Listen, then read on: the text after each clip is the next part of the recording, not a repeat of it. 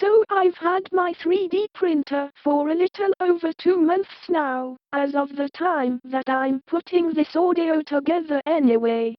It arrived on April 29, 2022. It is a FlashForge Creator Pro 2.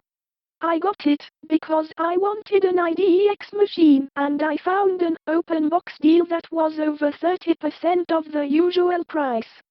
Considering its limited print volume size, I'd not recommend it at the usual list price. I was interested in the idea of the technology at a consumer level for years, but for a few reasons hesitated. One of those hesitations was the prolonged misconception of what FDM printers are capable of. FDM, as in fused deposition modeling, which are the ones that use the spools of plastic. That being an underestimation, not an over, of what could be done, and I strongly feel the tuber influencer community is largely to blame for it. I also doubt I'm the only one, and feel one of the hindrances of the technology's adoption are the enthusiasts that the tube keeps promoting as experts. There are skilled people on the tube using 3D printers, but it seems that those are the same whose videos barely get 1,000 views a week, if even that many. Some that I watched only had a few hundred views after months of being up. The issue is those who get so many views that companies send them $1,000+ machines to quote review and quote cough advertise cough. Yet those same people can't even print a brick of a model without them breaking it trying to remove what few supports it needed. The point of this challenge is to encourage the influencers, as those that the tube keeps directing the eyeballs to. To 1. Improve their actual skills. And 2. To print things that are both fun and impressive. You can love Star Wars and or Baby Yoda, that's great, but fucking stop thinking it is some impressive test of a printer's detail. And if you break the thing, because there are a few supports holding the arm up, then you suck more likely than the printer does. The video I'm thinking about, by the way, isn't old, though the fact it had a Baby Yoda in it might give that impression. It was from a month ago. And this is one of those videos that got tens of thousands of views after less than a week. The printer he was using, one with the cost of over $1,000, he got from the company for free. How about instead those that can model and print posable, jointed, and sometimes shock of shock original non-mainstream intellectual property things get a view instead? It was only after seeing some of those barely watched videos that I felt a printer could do something worthwhile. As mentioned, I've barely had my printer for over 2 months, never touched one before. I sure as hell won't consider myself an expert, and these prints have a mix of issues, but considering the size and the detail, I feel it is impressive what FDM can achieve. That said, while the model was ripped from a video game, I still had to mess with the ripped 3D file to get a usable model for 3D printing. I've already uploaded a video about the process. That said, it actually has visible teeth and that detail in the tail and those little hexagon cylinder bits. That is what FDM printers can do.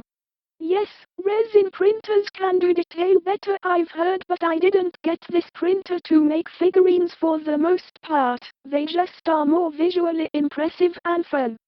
I do plan to experiment with jointed figures, something somewhat possible, but again, I'm still learning and only 2 months, and I'm not just pooping out others' STL model files, I'm modifying files from other sources, and for some things not shown here, modeling from scratch.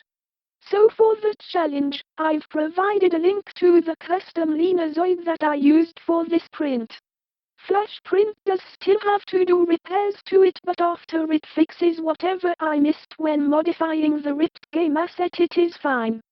I'm surprised Flash Print exports a model that needs to be fixed, though, as it had already fixed the file when I last did the STL from Blender. This STL is an export of that from Flash Print. Shrug.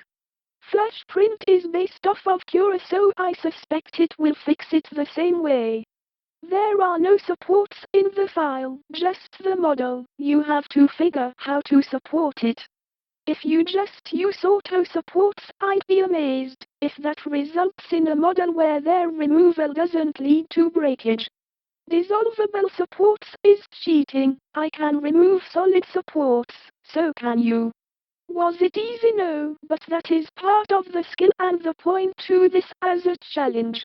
Tools though, pliers, tweezers, a thick sewing needle, tiny scissors, or whatever tools to help remove the supports is not only recommended but definitely necessary. I get a sense that a part of the 3D printing community for some dumb reason feels that needing tools to remove supports means the model or supports are bad, or some asinine taboo. The 3D printer is a tool, not some magic box that can defy gravity, and many interesting things require supports, since part of a print will start in midair otherwise. And if a tool is needed to finish the print, so be it.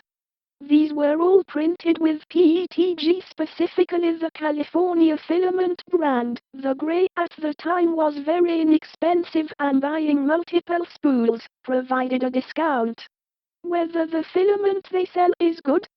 I don't have enough experience to say. If you want to print this with a different material or brand, it is fair, but you should state which kind you use, as I've noticed even with the same manufacturer there can be variation to how the filament behaves. I'm suspicious PLA at this scale would be too brittle to cleanly get the supports off, but would love to be shown wrong on that feeling. You can't modify the size. The longest dimension should be in metric 63.5 millimeters or in imperial 2.5 inches long. Well, if you can make it smaller, I won't discourage that, but bigger is again cheating and making it easier.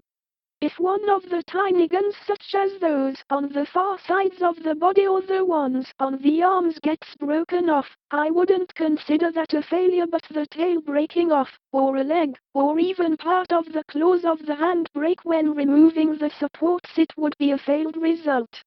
Not a failed print necessarily, but a failure of the user of the printer it is definitely, and a sign that one needs to improve their skills.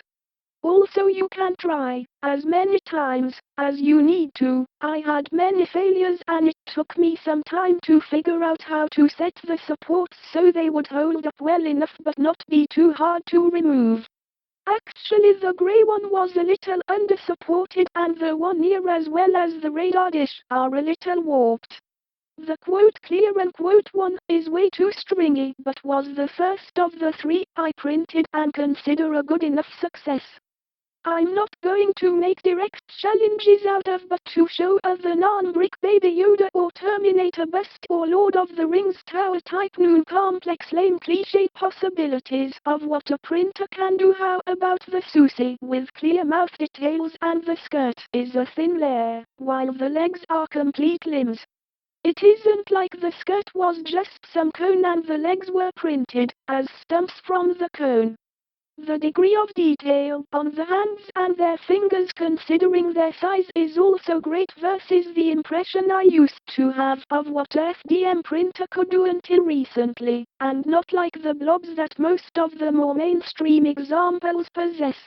Additional, if you watched this and can help spread or encourage those in the influencer community to step up their game, it'd be a huge help. I don't really do the whole social media thing. It is pretty much just this channel, full stop. I'm aware this being seen or causing any change, let alone being taken up, is a pipe dream, but at least I tried.